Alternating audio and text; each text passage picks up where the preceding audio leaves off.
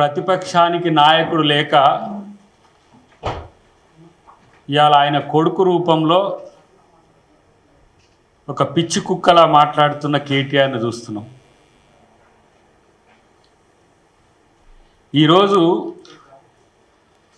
కాపలా కుక్కలా ఉంటాన్న కేసీఆర్ లేడు. ఎందుకంటే ఆయనకు చేతగాట్లేదో రావడం చేతగాకనో ఒక పిచ్చి కుక్కను ప్రతిపక్షం రూపంలో తెలంగాణ మీదకి వదిలేసింది. కాపల కుక్కల ఉంటా అని చెప్పిన కేసీఆర్ కుటుంబం ఇలా అడవి పందుల్లా రాష్ట్రాన్ని దోచుకొని ఇష్టానుసారం మదమెక్కిన దున్నపోతులా మాట్లాడుతున్న కేటీఆర్ గురించి స్పందించాలంటే కూడా కొంచెం ఇబ్బంది అవుతున్నది. ఏం భాష! నేను అంటున్న కేటీఆర్, నీకు దమ్ముంటే, నీవు నిజంగా మగాడివైతే నీ అయ్యని తీసుకొని అసెంబ్లీకి రా.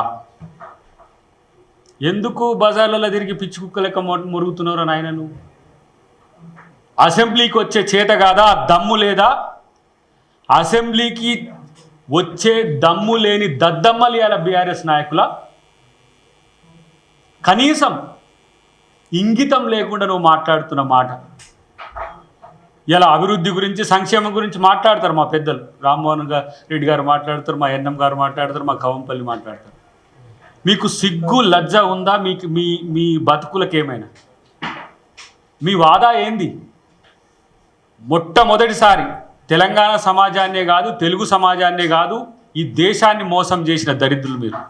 దళితుడిని ముఖ్యమంత్రి చేస్తా అన్న దద్దమ్మలు మీరు. దళితుడిని ఎందుకు చెయ్యలేదో కూడా చెప్పలేని, ఇప్పటికి కూడా చెప్పలేని పరిస్థితిలో మీరు ఉన్నారు.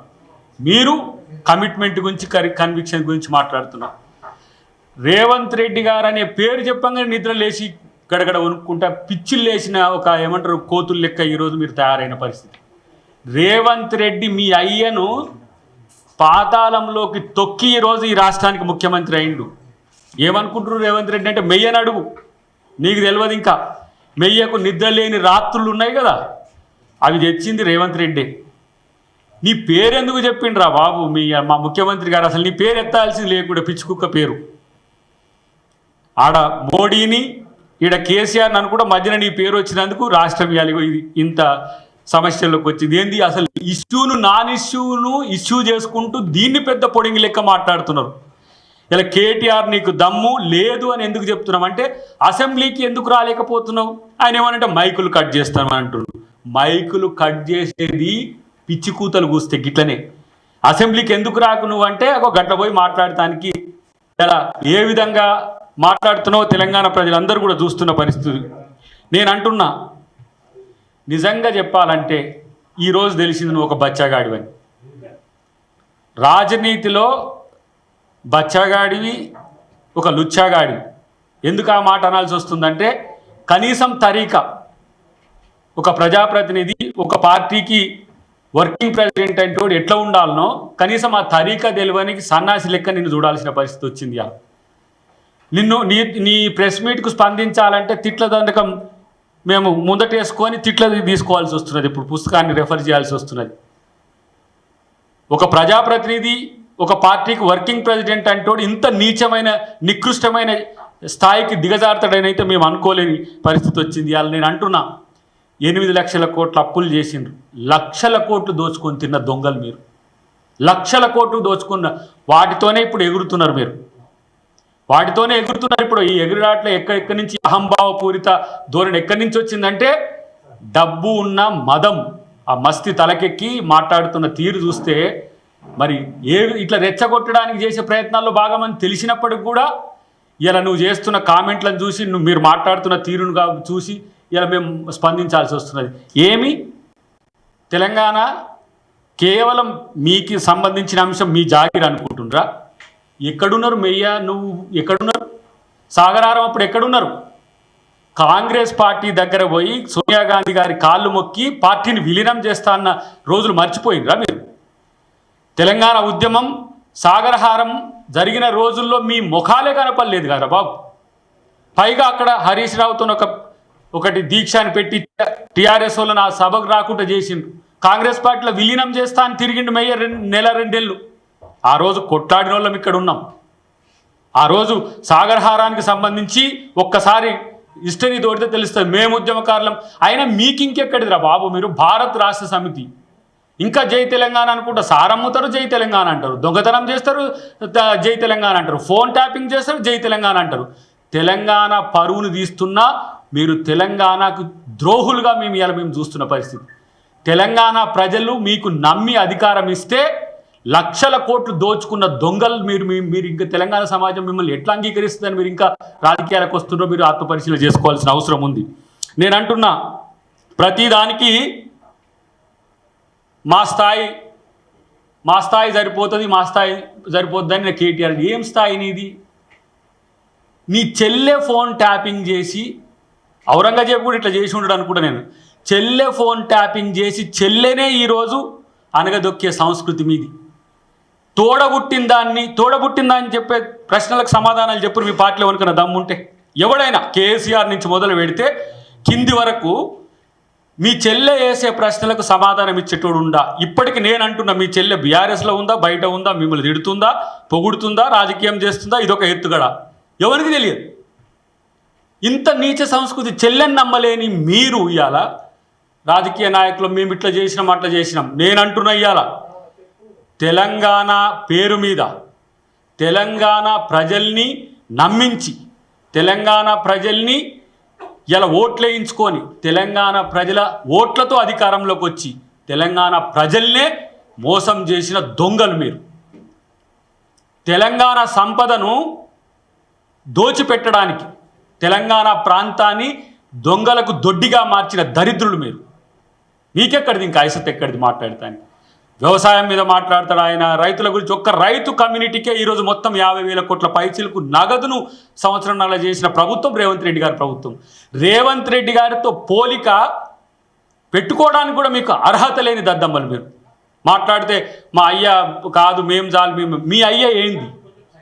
మీ అయ్య ఏంది? మీ అయ్య యొక్క సంస్కృతి ఏంది? నమ్మించి మోసం చేసేయడమే నీ అయ్యే సంస్కృతి. ఇలా చూడండి, మీరు కోదండరాం లాంటి వాడిని ఏం చేసిండో, రాత్రి పలగొట్టి అరెస్ట్ చేసి తీసుకుపోయిండు. ఇలా మందకృష్ణ మాదిగని తీసుకుపోయి జైల్లో పెట్టిండు. ఇలా ఎవరు ఉద్యమకారుల ముందుకు వస్తే వాళ్ళను, ఎవరు మేలు చేసిండో వాళ్ళని జైల్లో పెట్టే సంస్కృతి. మరి మీరు జైల్లో ఉండొద్దా? ఇది లక్షల కోట్లు దోచుకున్న దొంగలు మీరు జైల్లోకి పోతామంటే గడగడ వణుకుతున్నదే. నేను అంటున్నా మరి ఈ మాట, కేసీఆర్ నీకు రావడం చేతగాక నీ బచ్చాగాన్ని పంపిస్తున్నావా? నీకు రావడం చేతగా మేమేమో సానుభూతి, హాస్పిటల్లో పడ్డాడు, ఏమో ముసలోడు ఉంటాడో పోతాడో అని మేము అనుకుంటున్నాం. ఇలాంటి ఏమంటాము కుయుక్తులు, ఇలాంటి కుట్రలు తెలంగాణ ప్రజలు ఏం నమ్మరు. ఇలా ఒకవైపు హాస్పిటల్లో చేరిన అనే సానుభూతి పొందుతూనే మరి ఇంకొక వైపు మళ్ళీ కొడుకులు పంపించి తెలంగాణ ప్రభుత్వాన్ని అబాస్పాలు చేయడానికి చేస్తున్న కుట్రను తిప్పి కొడతాం డెఫినెట్గా. నేను అంటున్నా, కేవలం తన భాషను ఇట్లా మార్చడానికి కారణం ఏంటంటే ఇలా ముగ్గురు మధ్య ఉన్న పోటీ. బామ్మార్దులే కాదు, చెల్లె ఇలా పోటీకి వచ్చింది. ఈ రన్నింగ్ రేస్లో ఎవరు లీడర్ కావాలనే దాంట్లో అలా చెల్లెయ్యన ఆపింది. నేను కూడా ఉన్నాను పోటీలు అనేసరికి మనోడు ఫ్రస్ట్రేషన్లో మాట్లాడుతున్న ఒక దరిద్రపు భాషను తెలంగాణ ప్రజలు భరించాల్సిన అవసరం లేదని నేను తెలియజేస్తున్నాను. రేవంత్ రెడ్డి గారి విషయానికి వచ్చినప్పుడు ఎన్ని అరెస్టులు, బెడ్రూమ్లకు వచ్చి అరెస్టులు, ఇంకో పేరు మీద అరెస్టులు, ఏంటిది డ్రోన్ ఎవియేషన్ అని అరెస్టులు, ఎంపీగా పీసీసీ ప్రెసిడెంట్గా ఉన్నా కానీ రేవంత్ రెడ్డి గారి వెంట్రుక కూడా బీకలేకపోయిండు.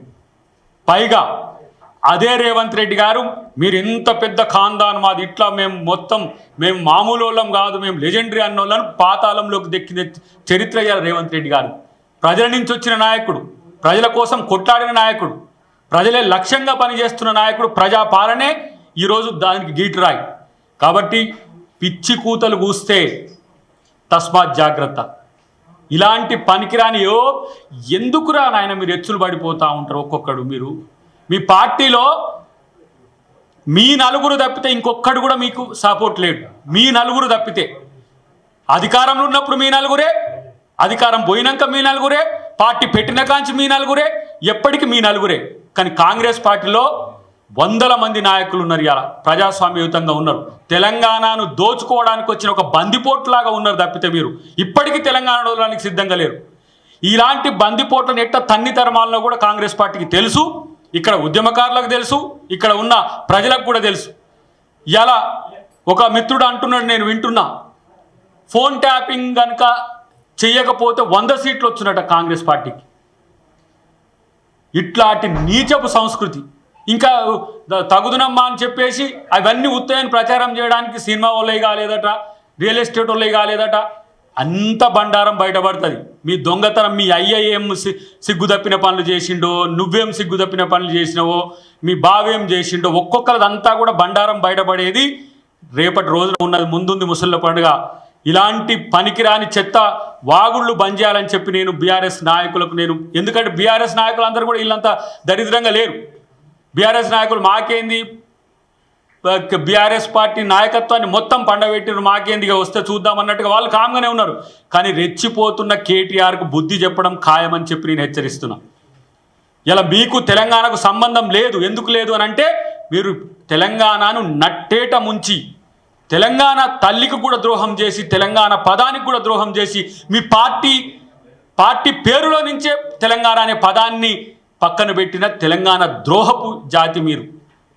ఇకనైనా మీరు సిగ్గు తెచ్చుకొని కనీసం ప్రజాస్వామ్యయుత రాజకీయాలు చేయడానికి మీరు మేము కోరుకుంటున్నాం తప్పితే ఎందుకు మేమందరం ఏమి బజార్ల బస్తీమే సవాలని చెప్పి కొట్టలేని వాళ్ళమా?